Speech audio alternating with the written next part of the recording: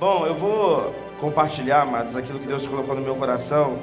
Quero ser breve, mas Deus tem falado comigo há muitas semanas sobre um assunto e eu quero compartilhar com vocês sobre isso nessa noite.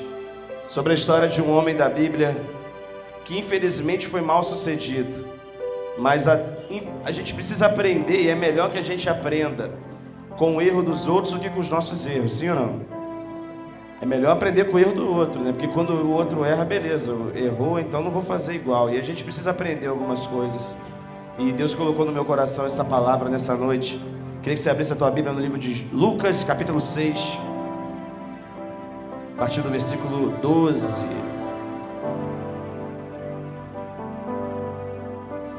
Quando estiver no ponto, pode colocar aí, cara. Não sei se achou aí, tá?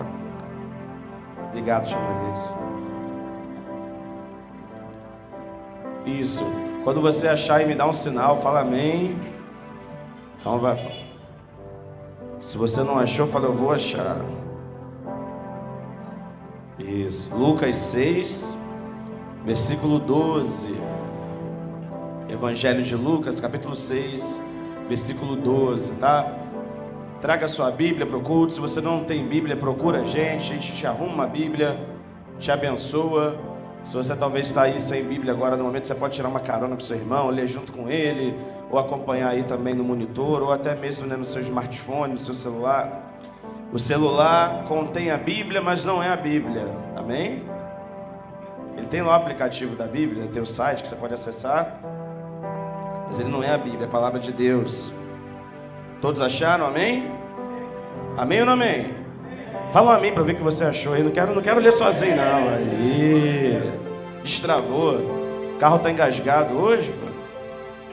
Lucas 6,12 diz assim, amados: naqueles dias, Jesus retirou-se para o monte a fim de orar, e passou a noite orando a Deus.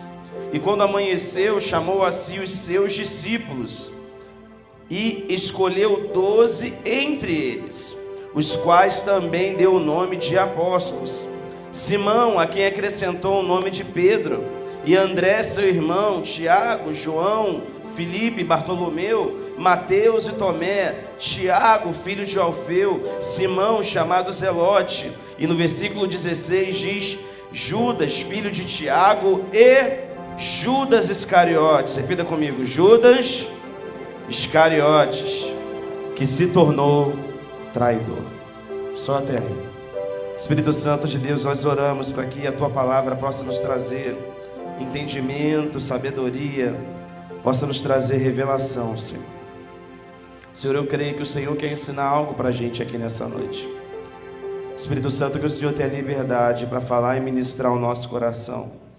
Que o Senhor tenha liberdade, Senhor, para compartilhar os segredos do Teu coração com o nosso coração. Que nenhum, ó Deus, pensamento contrário, nenhum espírito contrário, que nesse momento tenta levar o nosso pensamento, o nosso entendimento para longe da Tua palavra, possa ter poder sobre nós, Senhor.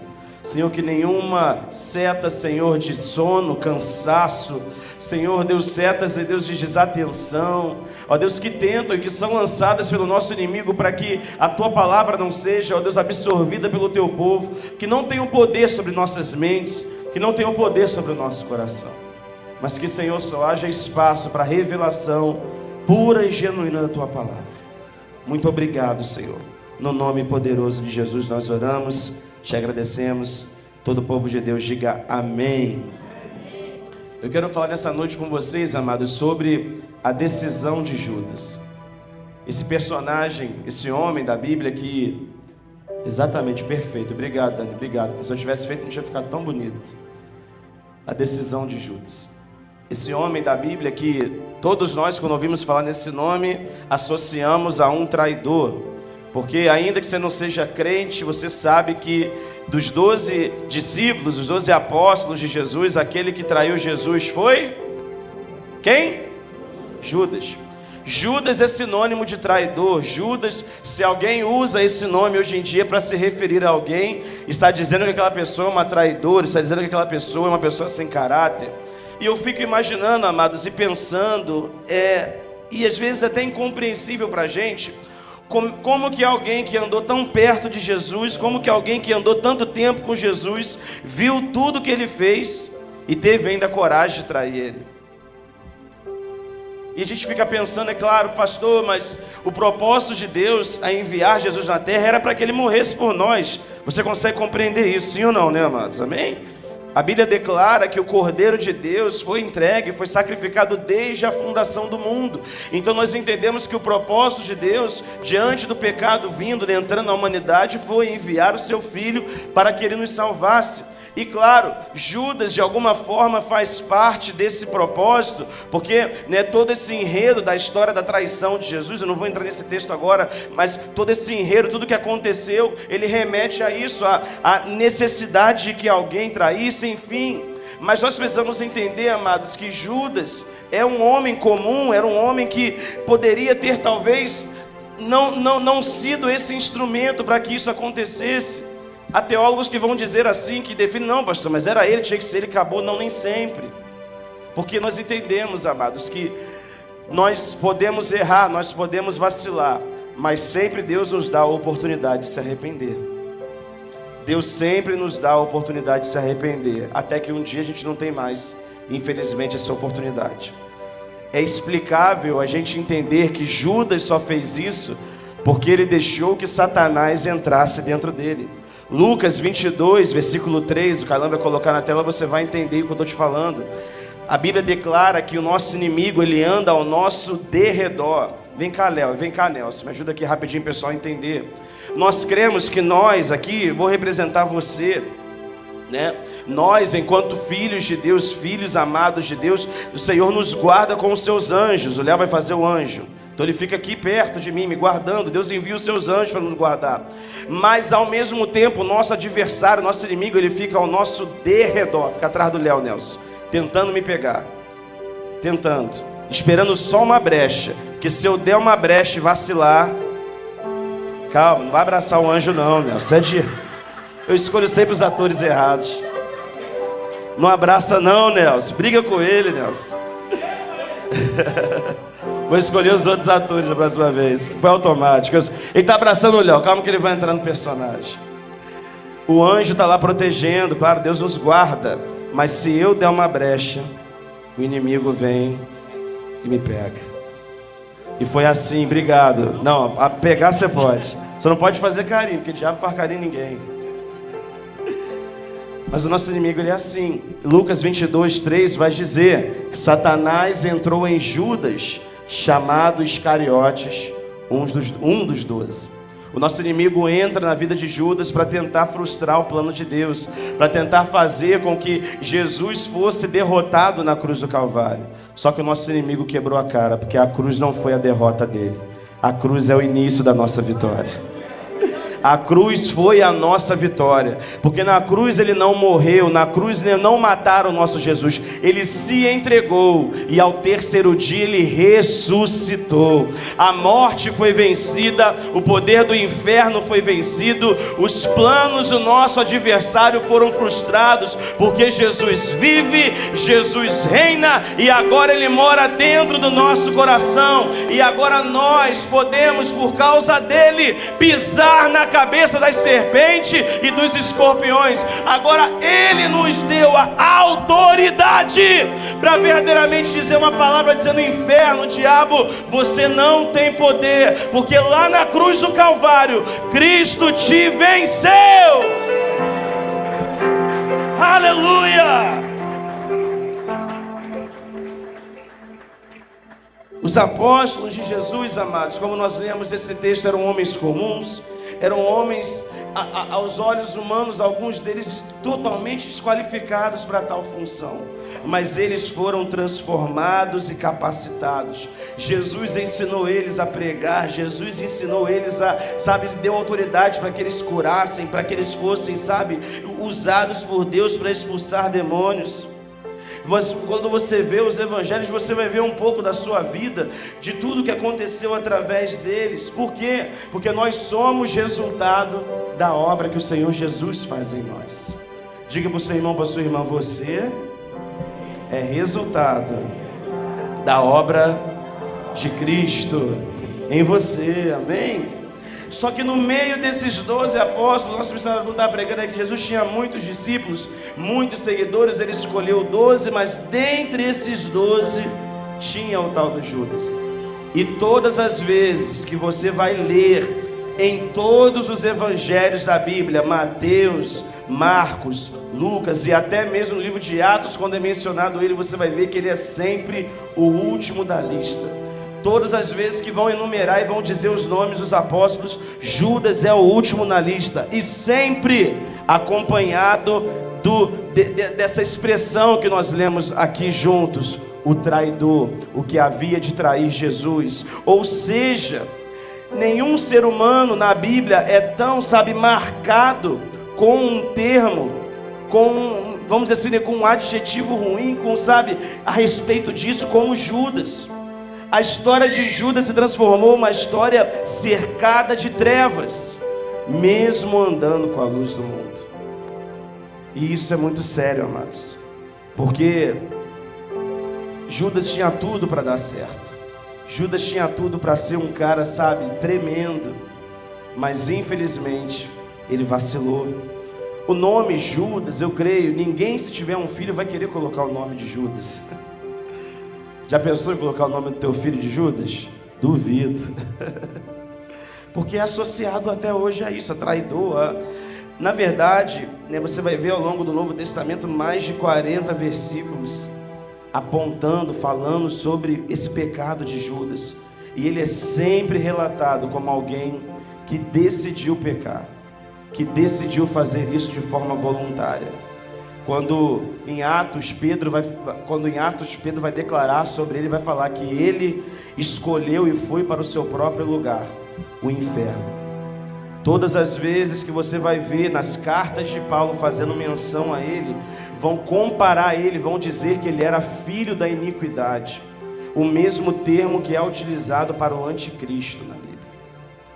Então, tudo que nós vemos sobre isso é muito sério. Quando você vê esse nome, amados, o significado do nome dele era um nome comum. Judas naquela época era um nome muito comum. Talvez você vai falar assim: pastor, mas o que significa esse nome? O nome Judas significa Jeová te conduz. Era um nome bacana. Judas vinha de Judá, da tribo de Judá, então ele tinha a ver com isso, tinha a ver com o nome bênção. Jeová te conduz, era um nome abençoado.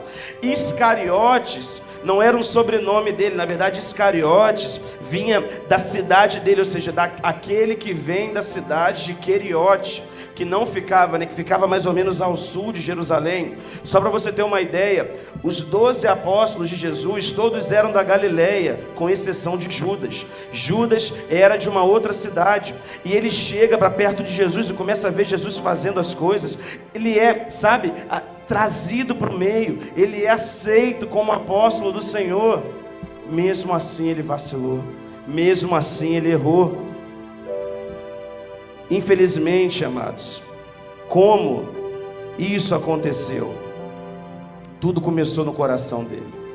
Tudo começou porque Judas andava com Jesus, mas não era de Jesus.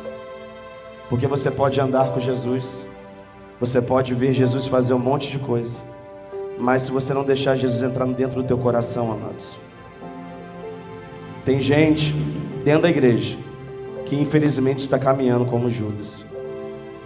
Anda, vem, quando vem às vezes, que tem gente que nem vem, mas não deixou Jesus entrar dentro do seu coração. A Bíblia vai declarar que quem entrou no coração de Judas foi Satanás. E isso é muito sério. Seria muito estranho a gente pensar: poxa, que tipo de homem era esse cara? Que tipo de homem era esse? Que mesmo diante de todas essas situações, diante de tudo que viu Jesus fazer, e aí você vê o texto bíblico nos ensinando algumas coisas a respeito de Judas. Vamos lá em João capítulo 12, versículo 4. Nós vamos entender qual era a visão desse homem, para você entender um pouquinho onde eu quero chegar com você nessa noite.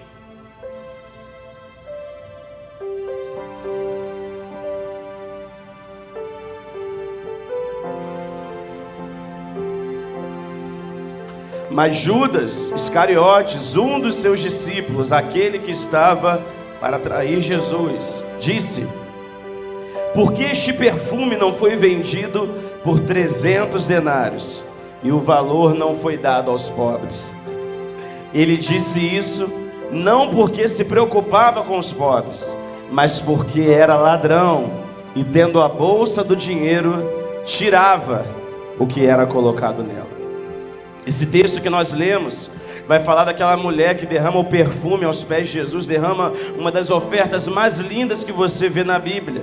Judas presencia aquela cena e a primeira coisa que ele faz é criticar a oferta daquela mulher, dizendo o seguinte: olha só que mulher maluca, por que essa mulher está pegando esse perfume e está derrubando aos pés do Senhor, se esse perfume podia ser vendido e, entre aspas, dado aos pobres? Na verdade, esse texto mostra para a gente qual era a preocupação de verdade de Judas.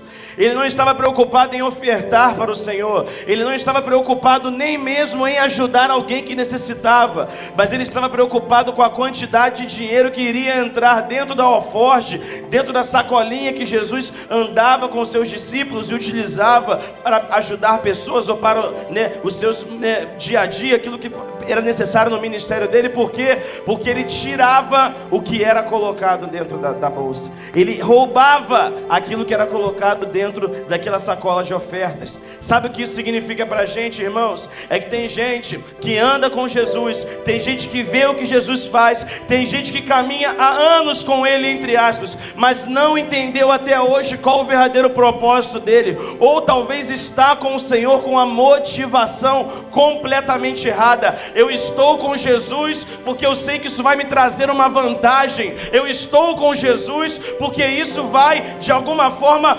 saciar o meu desejo material. Querido, querida, Jesus não veio a esse mundo para fazer você ficar rico, não veio a esse mundo para fazer você talvez, ter a sua necessidade material suprida. Ele veio a esse mundo para livrar cada um de nós, da pior escravidão que existe, a escravidão do pecado. Ele veio a esse mundo para suprir a maior necessidade do ser humano. Sabe qual é? Aquela do nosso coração. Porque não adianta você ter dinheiro, não adianta você ter riqueza, você pode ter um cartão de crédito de milhares de limite, se no seu coração não está a presença dele. Tem gente que deita para dormir no travesseiro e só chora, tem gente que não consegue ter paz, por quê? Porque não tem Jesus no seu coração. Querido, querida, ande com Jesus, caminhe com Jesus, veja o que ele faz, mas principalmente, deixe ele entrar no seu coração.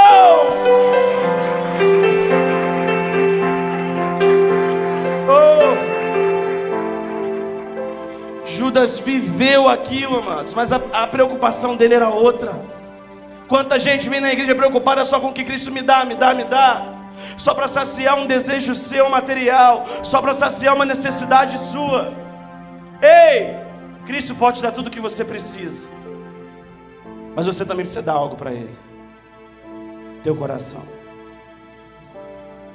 Tem gente que trabalha muito tempo para o Senhor. Judas trabalhava para Jesus, irmãos. Judas era o tesoureiro dele, cuidava do dinheiro.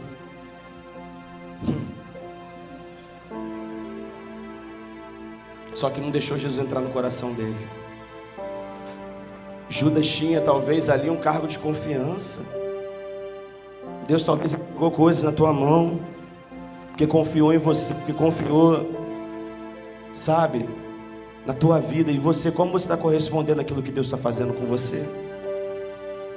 Porque o texto bíblico mostra isso pra gente. Quem traiu Jesus não foi alguém longe dele, não, foi o cara que estava mais próximo a ele. Na Santa Ceia, sabe quem estava sentado pertinho dele? Judas. Era o cara mais próximo dele. Que a Bíblia vai dizer que ele pega o pedaço de pão molhado, dá para ele, não, ele no prato. Depois eu vou falar sobre esse texto. Às vezes a gente acha que está muito perto de Jesus, só que, querido, a gente precisa estar com o nosso coração perto dele. Deus está falando comigo muitas coisas ao meu coração sobre isso. A decisão de Judas foi completamente errada, equivocada por isso. Ele tinha tudo para dar certo, ele tinha tudo para ir bem. Judas estava ali, admirava Jesus, talvez ele ouviu as suas palavras, mas em um determinado momento, quando Jesus começa talvez a dar algumas palavras mais duras, a confrontar, a querer tratar o coração e o caráter dele. Ele viu que Jesus, ele percebeu, não, esse aqui é o Messias, mas não o Messias que veio para me salvar do pecado. Talvez ele achava que Jesus veio para salvar ele da condição financeira. Tem gente que não se interessa por Jesus na forma espiritual, mas somente na forma material. Diga para o seu irmão, para sua irmã, com todo carinho, todo respeito, diga para ele, não se interesse por Jesus só pelo material, mas sim pelo espiritual. Sabe, eu fico pensando isso, e de repente, por causa dessa ambição, desse desejo de ter poder, desse desejo de ter ganância, ele deixou Satanás entrar no coração dele. Ele talvez deixou justamente quem não poderia entrar. Quando Jesus falava, eu escolhi vocês, mas um entre vocês é diabo. Como ele falou lá em João 6, um de vocês há de me trair. Ele deu várias dicas, porque Jesus sabia. Ele era 100% homem, 100% Deus. Ninguém desconfiou de Judas, irmãos. Porque se tivesse desconfiado de Judas, tinham dado um jeito de Judas, mais Pedro, que andava com a espada no mundo. Irmão, se ele descobre, se ele tem a ideia, se ele tem o pensamento, fala a verdade, pensa comigo, você é uma pessoa inteligente. A Bíblia vai dizer que Pedro andava com espada. Quando Jesus foi ser preso, Pedro sacou a espada e meteu na orelha do Malco lá do soldado. Se Pedro desconfiasse que Judas seria o traidor, ele já tinha impressado ele, irmão, na parede. Mas ninguém desconfiava. Porque o que acontece com muita gente, aos olhos humanos engana qualquer pessoa, mas só Deus sabe o que está dentro do teu coração. Tem gente que é assim, na frente do outro é santo, irmãos. Mas eu tenho aprendido com o nosso apóstolo, ele sempre fala sobre isso, que reputação é que as pessoas veem de você, sabem de você, mas caráter é aquilo que só Deus sabe, está dentro do teu coração.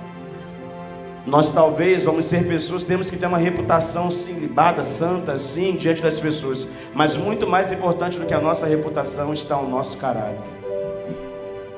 E sempre você vai ver em todas as nossas igrejas, o Projeto Vida Nova, a gente se orgulha disso, porque nós pregamos a respeito disso, nós falamos de caráter. Quantas pessoas talvez estão manifestando as decisões de Judas?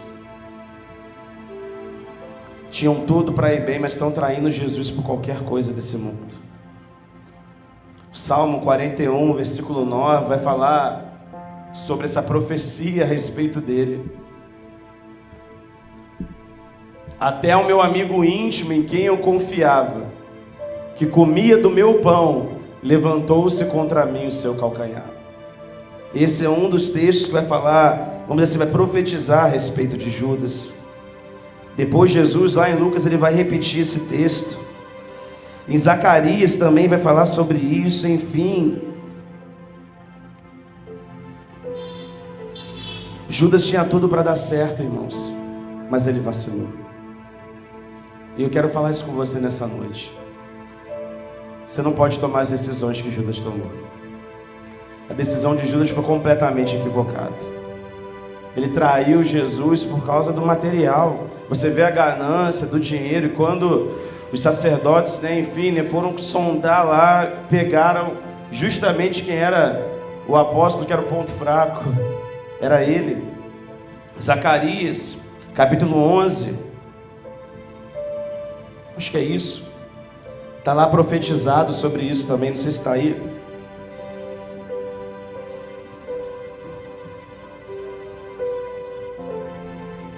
Se quiser colocar na tela aí, meninos, pode colocar. Eu vou ler com vocês. Abra aí comigo, Zacarias 11.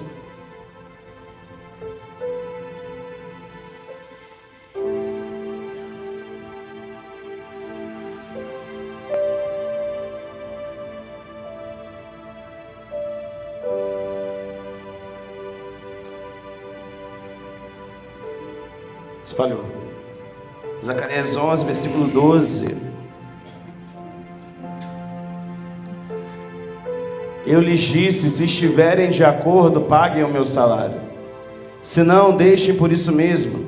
Então pesaram o meu salário. Na verdade, quanto valeria, entre aspas, a vida de Jesus? 30 moedas de prata. Pode passar. Então o Senhor me disse: pegue esse dinheiro, esse magnífico preço em que fui avaliado por eles, e jogue para o olheiro.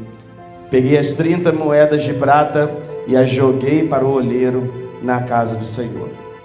Os sacerdotes sondaram Judas. Ele vende, ele combina de fazer a traição, entregar Jesus por 30 moedas de prata. Ele recebe o seu pagamento, encontra com Jesus no monte, dá um beijo nele. E aí os soldados prendem Jesus. E depois Judas bateu o arrependimento nele. Bateu. O que eu fiz? Eu fiz besteira. Porque, deixa eu te falar uma coisa, meu irmão e minha irmã, eu quero que você guarde isso muito sério no teu coração.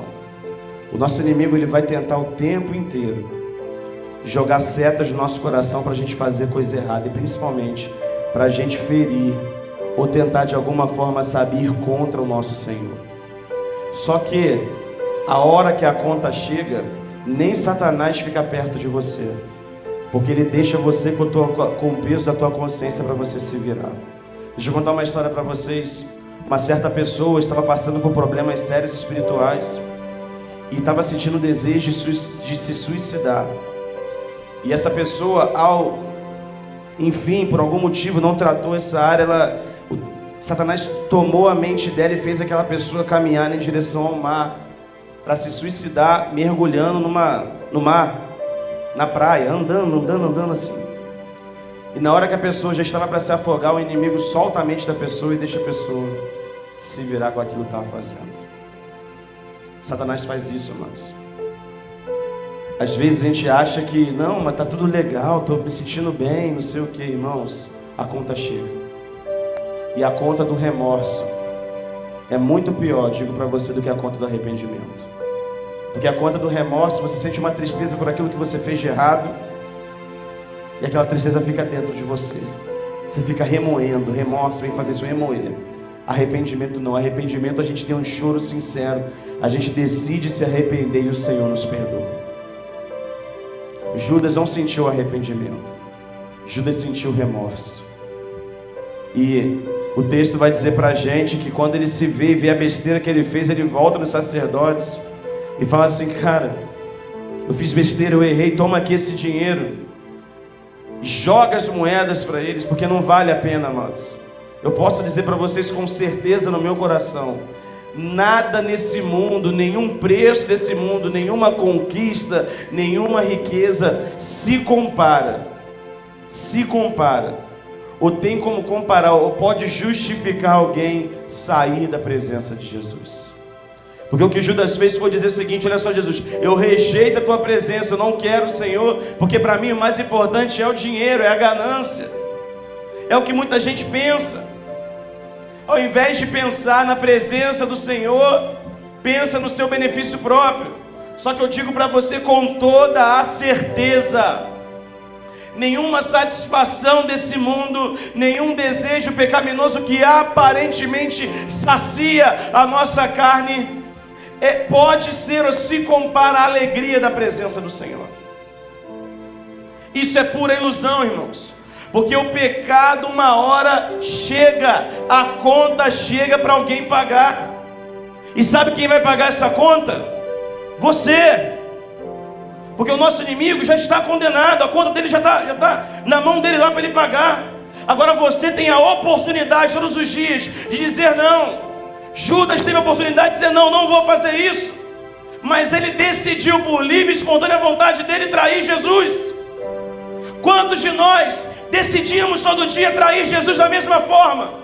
Não talvez por causa de um dinheiro, de uma moeda de prata, mas traímos a presença dele porque decidimos dizer sim para o pecado e não para ele. Decidimos dizer sim para o mundo e não para ele. Decidimos falar: não, eu quero isso, eu gosto disso, isso me faz bem. Mas não existe nada nesse mundo que se compare, meu irmão e minha irmã, aquilo que o Senhor faz e aquilo que o Senhor tem preparado para você. Nada. Nenhum prazer desse mundo Por mais legal que seja para você, porque se o pecado fosse ruim, amados, ninguém pecava. Duvido. O pecado é bom para a tua carne. O pecado satisfaz você. O pecado faz você ter uma sensação, uma aparência boa. Não, estou bem, relaxei, estou bem, irmão, irmã. Você não sabe. Judas talvez naquele momento pensou assim: caramba, me dei bem. Um sacão de moeda. Só que na verdade, o preço que ele teve que pagar foi muito mais caro do que isso. O texto vai dizer que aqueles sacerdotes não recebem de volta aquela moeda, jogam e devolvem justamente para o olheiro, como estava profetizado em Zacarias. O fim de Judas, meus irmãos, foi muito triste. Sabe como é que ele morreu? Está vendo essa corda ali? Bota aí, cara. Foi uma corda dessa que ele passou no pescoço dele, se atirou de um campo e se matou, se suicidou. A ponto da Bíblia, por causa dessa decisão de Judas, passar a chamar aquele campo de sangue.